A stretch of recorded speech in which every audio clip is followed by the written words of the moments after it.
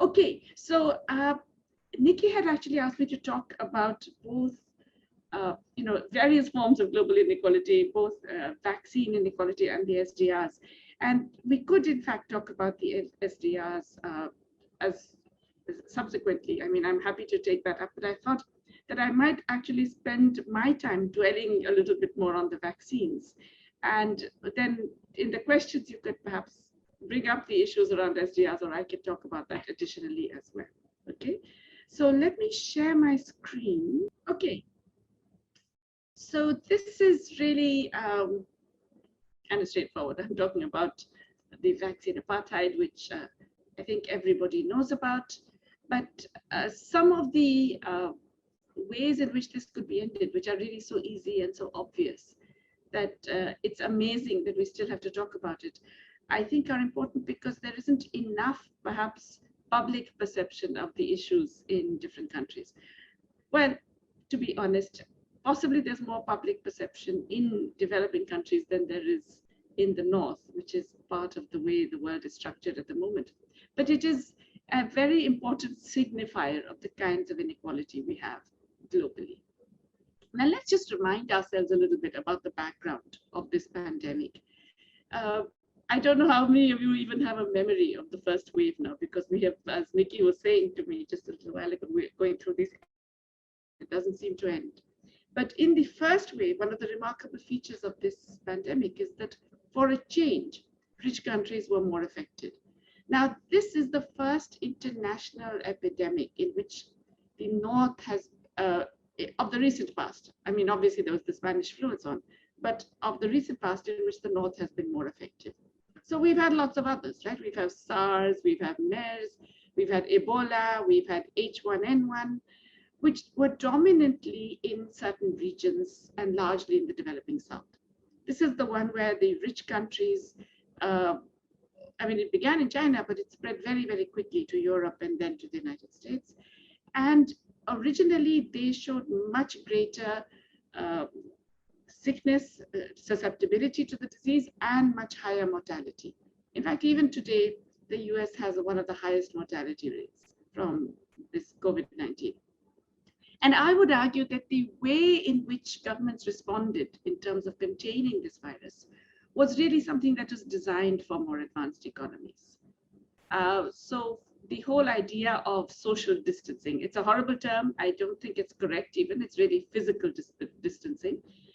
So the whole idea of physical distancing is designed for places where there's sufficient space, where people don't live in very congested, crowded conditions, where the work activities are things that can be done with sufficient distance maintained, where normal life doesn't imply a huge amount of close physical interaction, and where you can provide social protection to those who are deprived of livelihood because of lockdown measures. Right? These are fairly kind of basic requirements for containment, and they are largely met in many developed countries. They were certainly met in Wuhan, China, which is where the strategy emerged. Frequent hand washing also assumes you have lots of water, all of that kind of thing. But many developing countries don't have that. In my own country, India, for example, we really don't have that. 40% of our population lives in very, very crowded, congested conditions, 5 to a room often. And it's really impossible to demand social distancing, physical distancing in these conditions. There are, again, around 40% of households who do not have water supply in their homes. They have to fetch it. It has to be stored. It has to be carried. And the idea that you can use those precious buckets of water just for washing your hands is extremely, shall we say, luxurious. So that's one of the things we have to remember, that there are other ways to respond to this, and some countries have shown that, like Vietnam. But in general, the global response and the response in many developing countries was driven by that. Okay. The other aspect of the fact that the North was the first to be badly affected in the first wave was the speed and urgency of the vaccine development.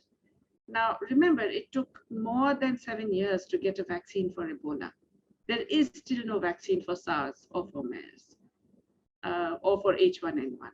Okay, but for this particular pandemic, we get efforts to bring out a vaccine from almost the start. From March, governments are investing heavily by providing subsidies, prodding their own public research agencies to do more R&D, providing massive support to the private sector for vaccine development. And therefore, we had the most rapid development of vaccines ever, okay? But it was really, this push towards vaccine development was driven by the fact that the North was so badly affected.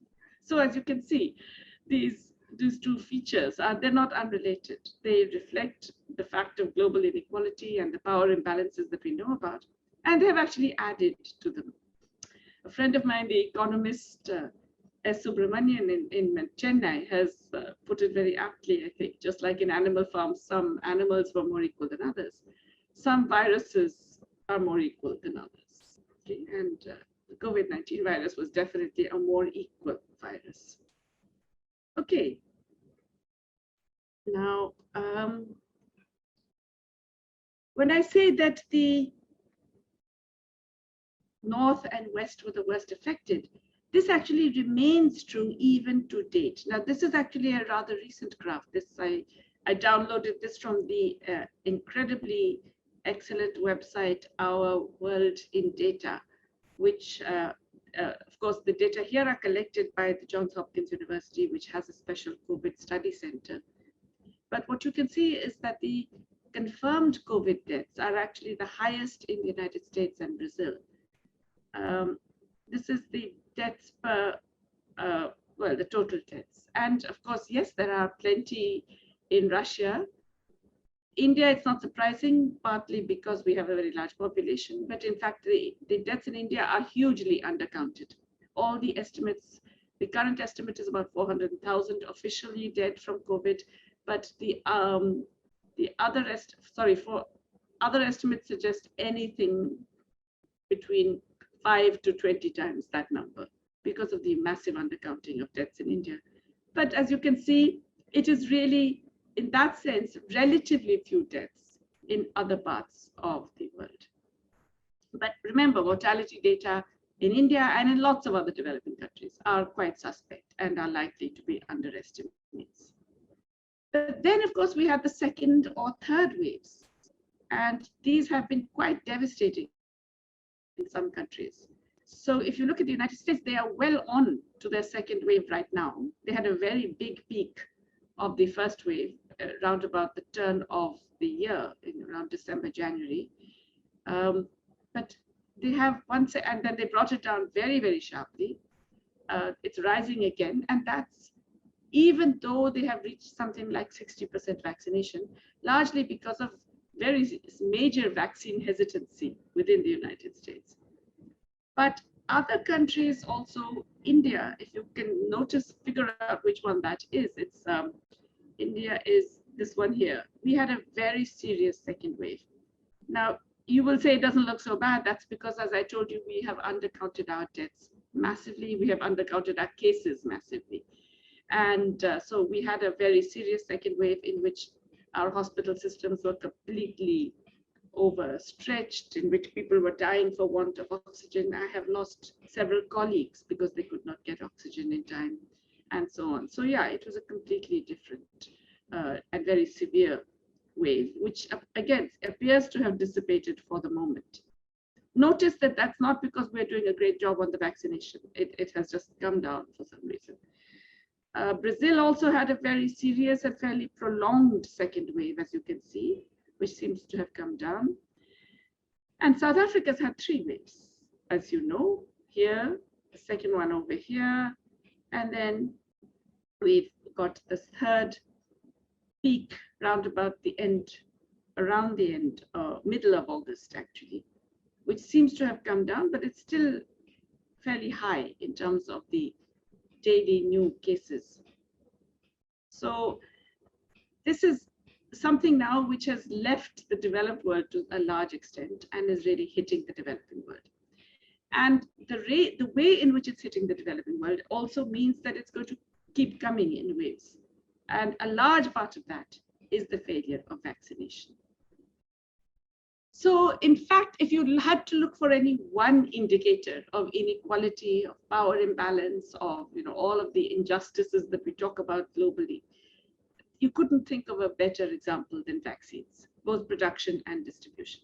Okay, so first of all, as I mentioned, everybody, all governments got into the issue, or the concern about encouraging more vaccine production, but especially the US and the countries in Europe provided very large subsidies to their companies. We have also public vaccines being developed. It's good to know that 2 Cuban vaccines are now available. But in general, these were done by private companies with massive public subsidies. No sooner did the first few, that is to say, essentially this was Pfizer using the BioNTech technology developed in Germany. Pfizer and then Moderna announced that they had developed mRNA vaccines that were largely effective. They announced this in October. By mid-October, the rich countries have grabbed 85% of the 2021 production. The maximum possible production they could have done in the next year. The rich countries have already grabbed that within 2 weeks of this announcement. And the same with AstraZeneca. And so basically, there was a vaccine grab. And this vaccine grab was so intense that the developed countries ended up ordering and then purchasing many times what their population needs. The US is estimated to have bought 4 to 5 times what the population requires. Canada, 11 times. France, everybody, the UK, 6 times, and so on. I mean, it was crazy, right? Everybody was out there grabbing. It's like, the child bully in the birthday party who goes and grabs all the cake, even though he will not be able to eat it all himself. But that's really what happened. What is worse is that there was also protection of intellectual property rights of the pharma companies by rich country governments. I'm going to have a lot more to say about that in a minute. But then there's this interesting use of vaccine distribution. At one level, there was deep nationalism. The vaccine grab that I've been talking about is essentially deep nationalism. But then there's also been, if you like, vaccine diplomacy. So some countries, Russia, China in particular, have actually been providing vaccines, which is a good thing, which is desirable.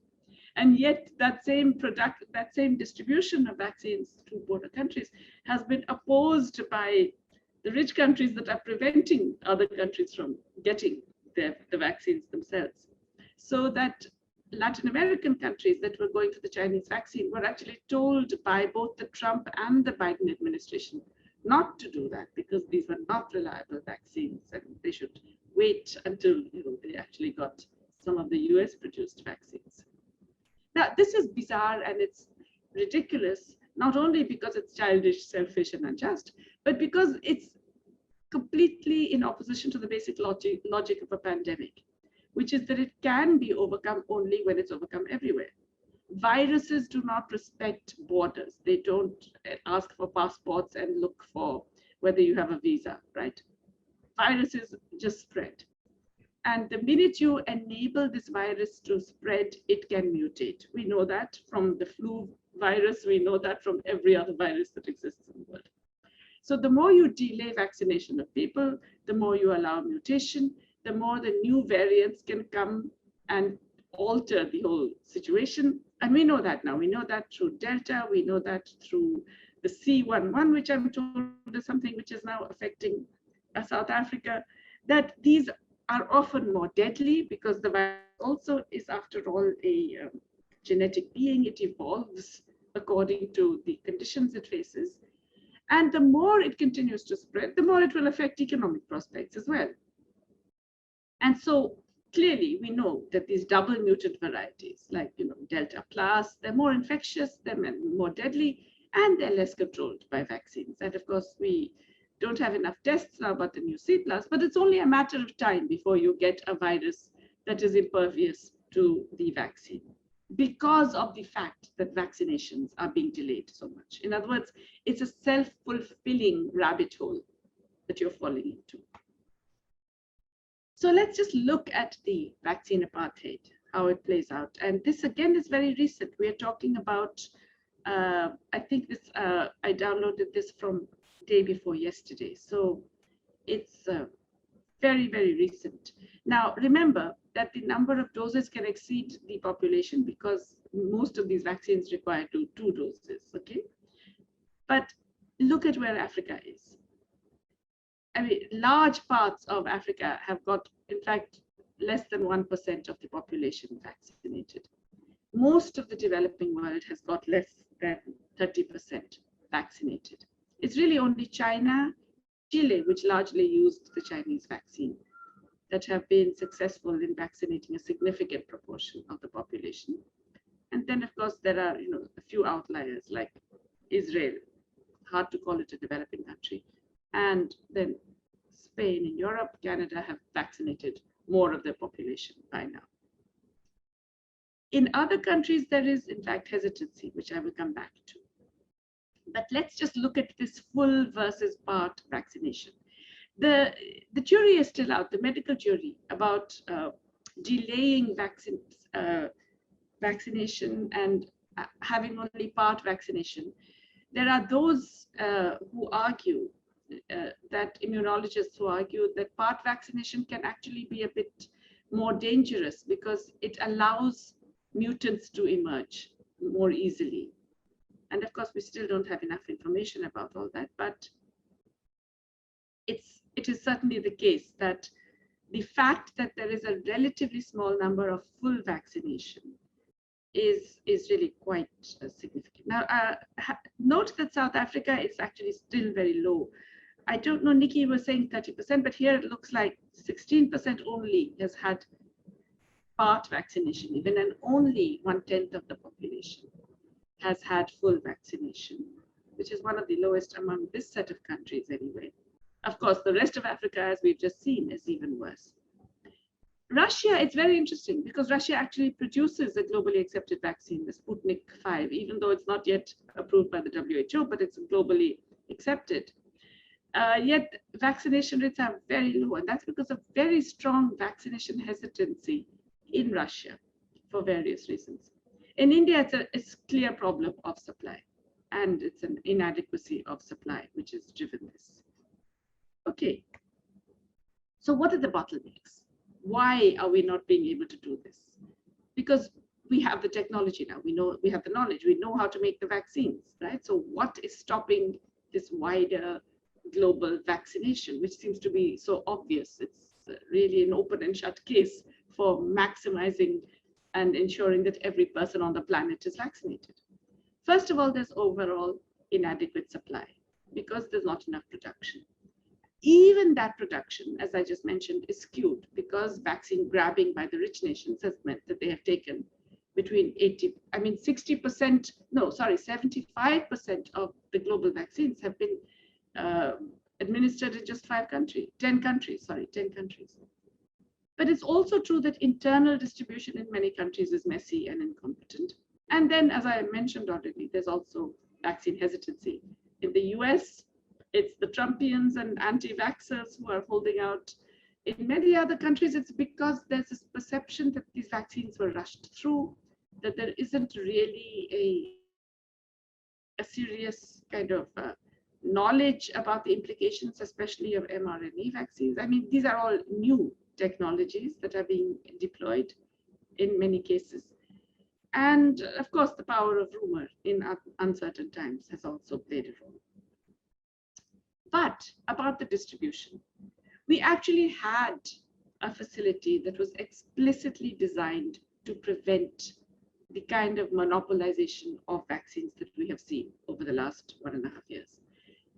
And this is something that came up from the middle of 2020 because it was recognized globally that this is a pandemic. You need to ensure that the whole world gets it as fast as possible. Okay, so there is a thing called COVAX, the COVID-19 Vaccines Global Access Facility, which is part of the WHO's Access to COVID Tools or ACT Accelerator, okay, which has 3 pillars. But the COVAX was really all about distributing vaccines, and it was meant to prevent hoarding. by rich governments and to ensure that the poor got access. So how does it work? It's supposed to be that every country joins, and by mid-2021, there were 190 member countries, so most of the world. The US kept out of it when Trump was president, but they joined in February. So the way it works is that the better off countries, higher income and middle income countries, can also get vaccines from COVAX, but they have to pay for their doses and they have to contribute to the COVAX fund. And this fund will then pay for 92 lower income countries who will get their doses free. COVAX will distribute to all countries free of first to 3% of the population, which is supposed to be the frontline workers, those most at risk. Then 20%, which would be the most vulnerable share of the population, usually the elderly and those with comorbidities and so on. And then to especially vulnerable people and areas. So supposing there is a country that's going through a major surge, then you would give more vaccines there. And then finally, as you get more and more supply, you give to all of a country's population. But the idea was that this was to be done across the board equivalently to all countries. So everybody would get 3%, 20%, and so on. But of course, it turned out not to be that way. First of all, they estimated that they needed at least 24 billion. They raised only 5 billion so far. And so they were not able to purchase the vaccines as required. Currently, less than 5% of the global administration of vaccines has come from COVAX. Less than 5%. So it's really not a significant player at all. Okay. The pricing of COVAX is not really very transparent. It's, so of course it's underfunded, but there was a basic design flaw. And that flaw was that it allowed bilateral deals. So all the countries that were members of COVAX, the government, could then go off and approach Pfizer or Moderna or AstraZeneca and book their vaccines in addition to what they were doing with COVAX. And that meant that they could offer higher prices. It's all opaque. We have very little knowledge about what kinds of deals were signed. We now have some knowledge of the relative prices, but clearly they were able to offer much more than COVAX was willing to pay. And as a result, they could grab. And as I mentioned already, 14% of the world's population was going to get 85% of this year's production. We know that at least 44 bilateral deals were signed in 2020, another 20 deals were signed already this year. And I've mentioned to you how countries have booked many times what they need. Okay, they really have gone way beyond just grabbing as much as they can. And always they offered higher prices than COVAX. The WHO estimate is that the prices of vaccines have varied from $2.19 per dose to as much as $40 per dose. But here's the thing, some developing countries end up paying more than advanced countries. So AstraZeneca in South Africa costs $5.25 per dose and only $3.50 in the European Union, because they were obviously able to bargain a better deal, which just tells you something about the nature of this market at the moment. So right now, as we speak, 10 countries have got 75% of the vaccines. And because of that, they're sitting on large stockpiles. And these are not things that can last forever. So many of them may soon be unusable. So G7, of course, recognized that they were being obscenely, just being obscene hoarding these vaccines. So in the latest meeting, they pledged 870 million doses to COVAX. This is laughable when they're sitting on about 2 million extra doses. Okay, so what are they planning to do with the extra doses? It's curious. There was a lot of talk about how the US had 80 million doses of AstraZeneca lying with them. And I've never heard about that for a while now. So I suspect those doses have had to be thrown away because they obviously have not been used in the US and they have probably expired. So basically, there's a real obscene wastage of very, very precious vaccines which are being hoarded by the US. So far, only 25 million vaccine doses have been administered in Africa. Some would, well, that, by the way, this is outdated. This was last week, so it's probably a bit more now.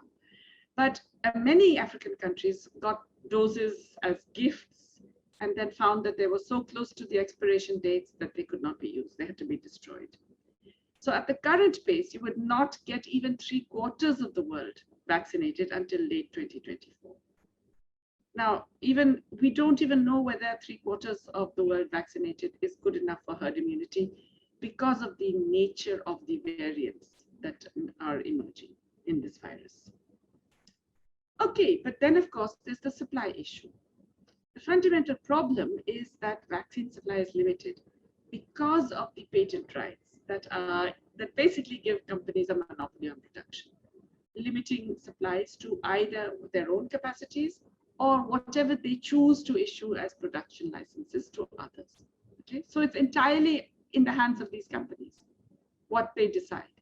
And so essentially they have, well, not pure monopoly, but very, very strong oligopoly powers. And they're not really competing against each other very much because it's a seller's market right now.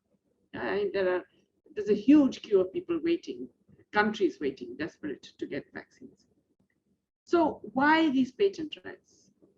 Patents are meant to reward innovation, okay? And the whole idea is that therefore it's a financial return for the investment that you put in to develop, to do the R&D to develop these vaccines.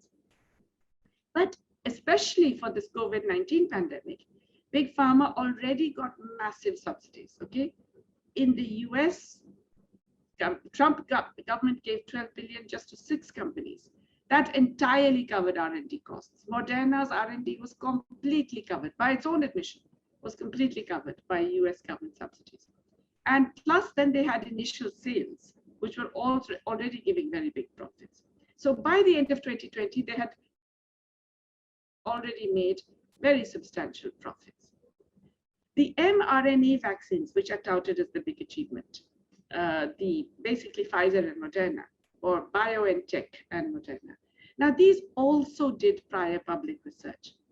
It's not talked about very much, but 90% of the knowledge that goes into these mRNA vaccines was developed, and the whole technology itself was developed in public labs. There's a Hungarian scientist who's behind the basic technology, who's just one of your typical, public researchers who gets a normal public sector salary and is, not feted and lauded like the Turkish couple in Germany who are getting all the praise. It's really that last mile effort that was done by Pfizer, by BioNTech and Moderna, and that was done with public subsidies. BioNTech got 450 million euro from the German government. Pfizer got very, very large advance purchase from the US government, and Moderna, as I mentioned, its entire R&D was completely funded by the US government on the basis of research that was already publicly provided. AstraZeneca is a very interesting case. It's estimated that 97% of it is publicly funded. But remember, it was really developed in an Oxford lab, okay? And this Oxford lab, originally the plan was that they would actually put the entire knowledge of this vaccine production up for public use, freely available. So that they would, because it's developed in a public lab for public purpose, they were planning to make it widely known knowledge that could then be used by anybody, okay? And not demand production licenses, not demand a patent even. Bill Gates moves in. The Gates Foundation is a very major donor, both to Oxford University and to this particular lab. And they said, no, you shouldn't be doing that. You should actually go to a major pharma company because they can ensure that it will be produced quickly and effectively and so on. And so Oxford University signs a deal with AstraZeneca. They also get something out of it. They're going to get spin-offs for their startup companies, which they have, Oxford University has quickly set up for related production.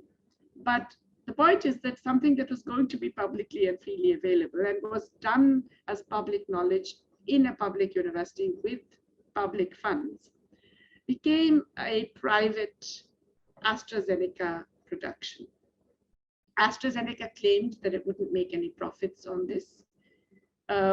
we have no idea during the pandemic, whatever that means. But we also know that AstraZeneca is doing differential pricing and has been very, I mean, it's been a little better than some of the others, but nonetheless, it's been very restrained in the licenses that it gives to others. The other problem, of course, is that when Big Pharma gets these profits, it doesn't use it for further research. Pfizer, in the last, between 2007 and 2016, spent 130 billion enriching its own shareholders on share buybacks and dividends. And it spent 82 billion only on R&D. Okay, so really significantly less on R&D than they spend on buybacks and dividends. So a lot of the profits is simply going into that. It's worth noting that Pfizer had 21, is estimating, earlier it was estimating 18 billion in profits this year. It's now estimating 24 billion in profits for 2021. And rates of return which have shot through the roof, obviously. So what about this other issue, I mean, of the TRIPS agreement? So this is, remember that patents are awarded nationally. Every government recognizes patents. But the TRIPS agreement forces governments to recognize each other's patents. Okay, and that's a very major change that occurs with the Uruguay Round Agreement in 1995, and which finally came into force. That is, that all governments were forced to accept this from 2005 onwards. Now, the TRIPS agreement actually explicitly allows for exceptions. They say in the case of public health emergencies and in other exceptional circumstances, this is in the TRIPS agreement, these laws can be waived and they can be removed. In other words, they recognized that public health concerns, emergencies, and all kinds of other exceptional situations can allow governments to ignore patents. And this is something that has happened historically.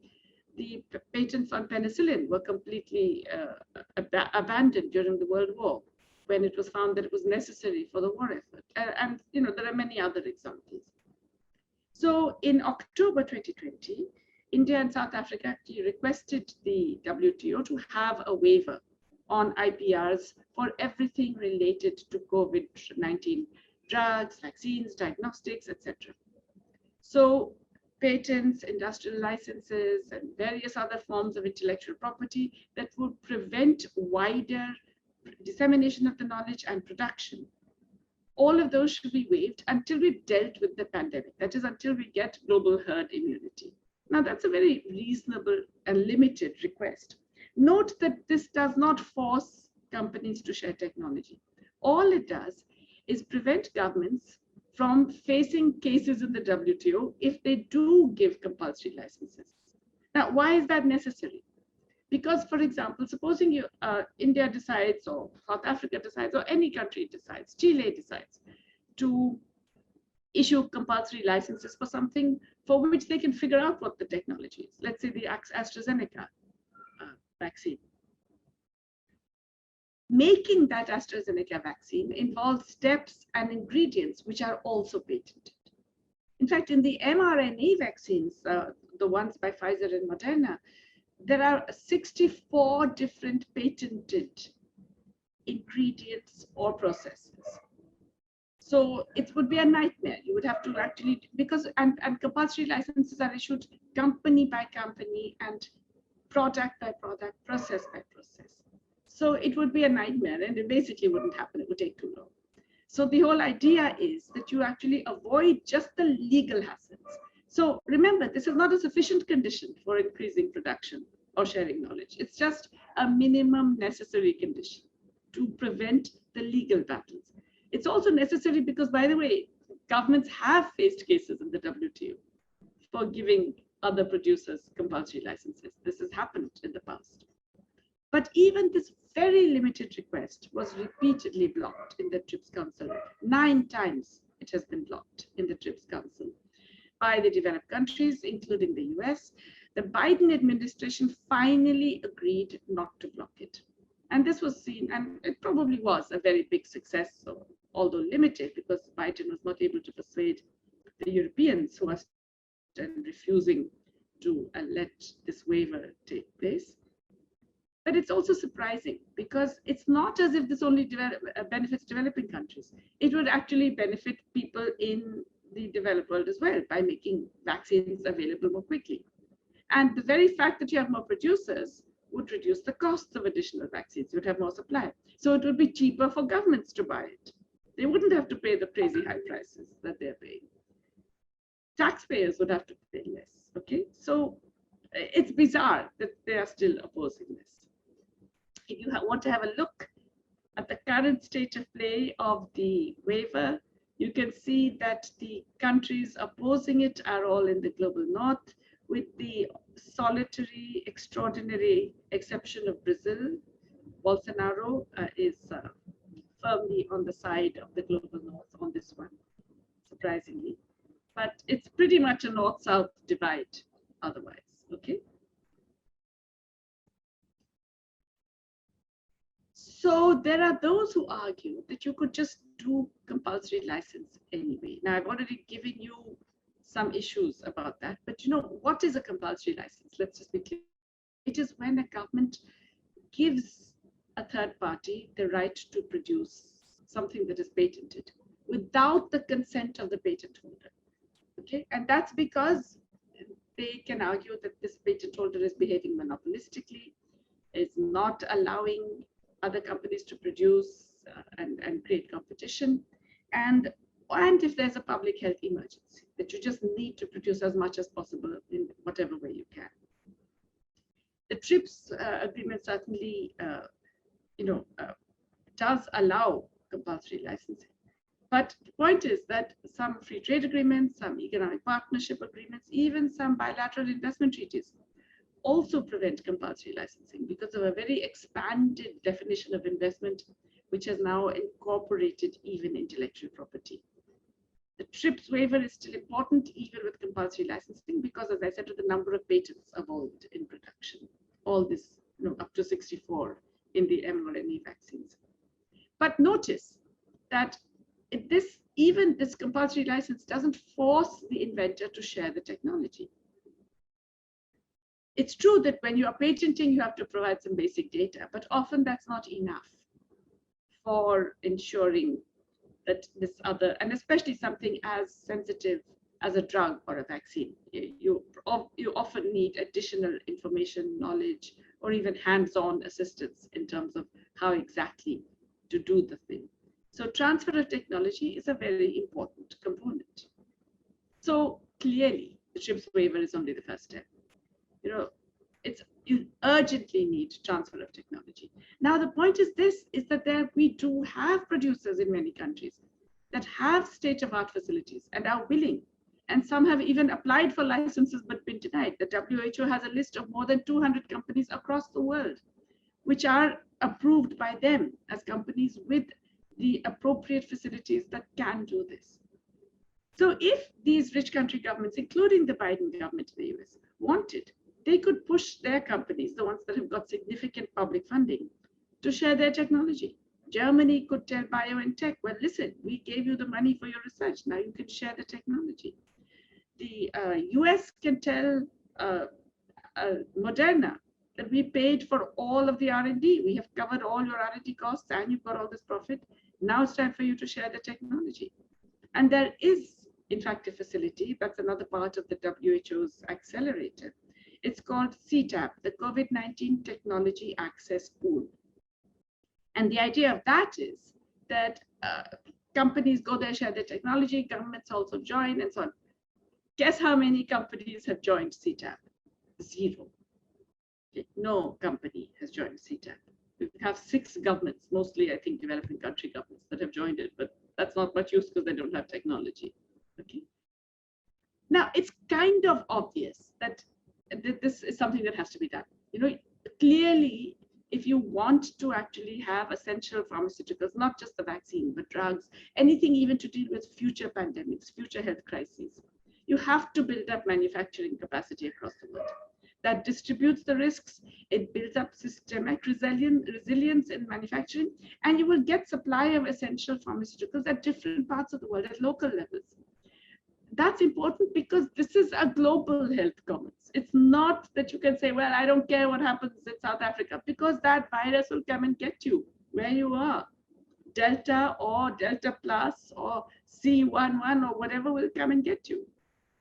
So because we don't also know that which vaccine will be most effective in future, which treatment is going to work best, we may need to have a range of assets and technologies all over the world that will be available and that can be flexible and quickly share the knowledge. Okay. Then there's another issue, which is the WHO's regulatory approval. So until last week, all the COVID-19 vaccines only had emergency authorization for use because of the speed of approval. They were just, it's never happened that within 2 months you get approval, but that's what happened, okay? Last week, Pfizer also got FDA regular approval. Otherwise, so far, every vaccine that's being administered globally is only under emergency authorization. And there are vaccine candidates, as we know, in China, Russia, Cuba, India, and so on. But the WHO's approval process is skewed in favor of companies that are basically only in the advanced economies. Why? Because they have a list of what is called stringent regulatory authorities. Okay, and these are the authorities it trusts for quality control. And no surprises for guessing where these are. They're in Europe, in US, Canada, Australia, Japan. Okay. Everyone else has to go through this thing called pre-qualification, which is much more complicated and much more extended. It doesn't happen very, very quickly. So that, for example, the Pfizer-BioNTech vaccine got approved within 2 months, as I mentioned, because WHO worked with the European Medical Agency. But Sinopharm and Sinovac have just been approved a few weeks ago, even though they applied before BioNTech. Sputnik 5 has still not been approved, and we have no idea when a whole bunch of other vaccines that are pending will be approved, because the process is much more complicated and extended. They don't take on board the recommendations of the local medical authorities. Then, of course, there's an issue of booster vaccines and the fact that there's a real conflict of interest now involved in the booster. Okay. So let me explain what exactly this is. The fact that you're getting all these new virus variants and that some of these are resulting in what are called breakthrough infections, that is of people who are already vaccinated. It's true that even when they get the infection, they don't necessarily get it as harmfully. They don't get hospitalized, they don't die and so on, but they are very infectious, so they can spread it more. Okay. This, instead of making the rich countries realize that, okay, we goofed, we should actually make vaccines available for everybody, they say, oh, well, then in that case, let's give boosters. Let's actually give a third booster vaccine. And the US has already mandated that certain elderly and people with comorbidities and people under exceptional susceptibility, which should be given a third booster vaccine. Now, this is really obscene because, as we know, people in the developing world still are denied vaccines. But the point is this, that for pharma companies, this is actually the desired strategy, because as long as new variants keep emerging, and these require booster shots, then the rich countries will keep buying booster shots. So they would actually keep making more profits. In other words, ending the pandemic is not in the business interests of the pharma companies. Their profits will actually increase the longer this thing lasts, the more waves there are, the more variants come, because then the need for boosters is continuously there. And so, governments will, the rich country governments who can really afford this, can keep paying and buying new booster vaccines. Now, this could be, I'm not arguing conspiracy theory here, but I'm just noting that there is no real push to vaccinate the entire world and end the pandemic. And this is in the interests of big pharma. And this could also even help us understand why governments in rich countries hold surplus doses and then have to throw them away as they expire. In other words, they hold them to the point at which they're useless. Why would you do that? Unless you really don't care if the pandemic continues elsewhere, or if somewhere someone is telling you that it's not a bad idea to have this as an endemic thing, which would need continuous vaccination. Okay, now I've taken a long time already. I want to come to some of the key recommendations of a council that I happen to be on. The WHO has instituted a council on the economics of health for all, which is headed by Mariana Mazzucato. I happen to be also a member of the council, and in fact, it's a great council because it's all women economists. But anyway, we have made some recommendations on the issue of technology for health for all. And some of the more important points are this. First of all, immediately, vaccine solidarity. You obviously have to redistribute vaccine doses. Any country that has vaccine has to allocate a significant proportion of the doses to COVAX, but also to redistribute as soon as possible the excess vaccines. Obviously, we're in favor of the IPR waiver because without that, you have a legal constraint to scaling up production and accessing all the technologies. I have been talking about vaccines, but it's not only vaccines, it's treatments, it's testing kits, it's all kinds, it's ventilators, it's all kinds of things. Now, technology transfer, you can actually compel vaccine producing companies to share knowledge and transfer technology. Now notice, they don't even have to do it for free. You could say, you have to share the technology, I will give you this much royalty. That's a perfectly fair deal, okay? And I've mentioned already to you CTAP. And the point is that the vaccines that were developed with public funds or public research, there's really no excuse for a monopoly, a private monopoly on that knowledge. It really must be widely shared. It can be done. We've seen the Biden administration, they did that with Johnson & Johnson, who were told to share their technology with Merck, and they did that, but all within the US and only for US consumption. But it can easily be done for global consumption as well. There are issues about the supply chain because there are problems of raw materials and intermediate goods. And we know that this also was a sphere of nationalism. The US government had an export ban on some essential intermediate goods for vaccine production, especially for the AstraZeneca vaccine.